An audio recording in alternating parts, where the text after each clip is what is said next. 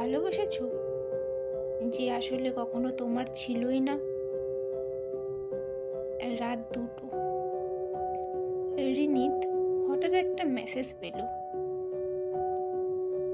তুই জেগে আছিস?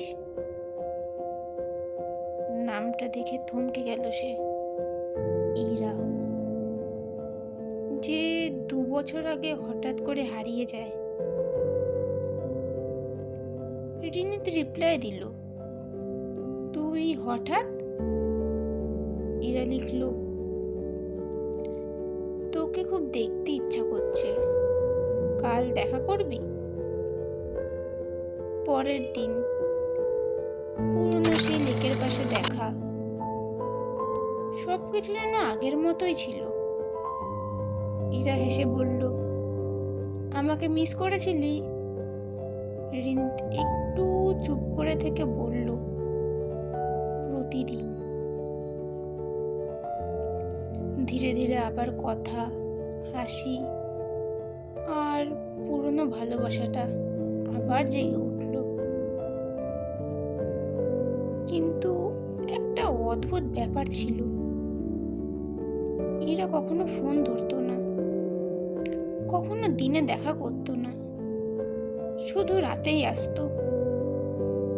রিনি জিজ্ঞাসা করলে সে শুধু বলতো, সব জানলে আমাকে আর ভালোবাসবি না। একদিন রিনি ঠিক করলো সে সব জানবেই। সে ইরার পিছনে পিছনে গেল আর গিয়ে দাঁড়ালো একটা জায়গায়, একটা কবরস্থান। তার চোখে পড়ে একটা কবরের দিকে নাম লেখা, ইরা সেন। মৃত্যুর তারিখ 2 বছর আগে। রিনিতের মাথা ঘুরে গেল। ঠিক তখনই পিছন থেকে একটা কণ্ঠ, এবার বুঝলি কেন বলতাম? সে ঘুরে দেখে ইরা দাঁড়িয়ে, কিন্তু এবার তার চোখে জল।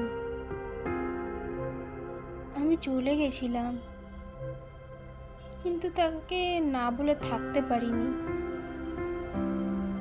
তাই শেষবারের মতো ফিরে এসেছি। রিনিত কাঁপা গলায় বলল, তুই আমাকে ছেড়ে যেতে পারিস না। ইরা হালকা হেসে বলল, আমি তো তোকে অনেক আগেই ছেড়ে গেছি, তুই শুধু মানতে পারিসনি। ধীরে ধীরে ইরার অবয়ব মিলিয়ে যেতে লাগলো। শেষে শুধু একটা কথা ভেসে এলো, এবার বাঁচ, আমার জন্য না, নিজের জন্য। রিনিত একা দাঁড়িয়ে রইল। তারপর থেকে প্রতিদিন সে ওই কবরের কাছে যায় না, কারণ সে বুঝে গেছে ভালোবাসা ধরে রাখা না, ছাড়তে পারাটাই আসল ভালোবাসা।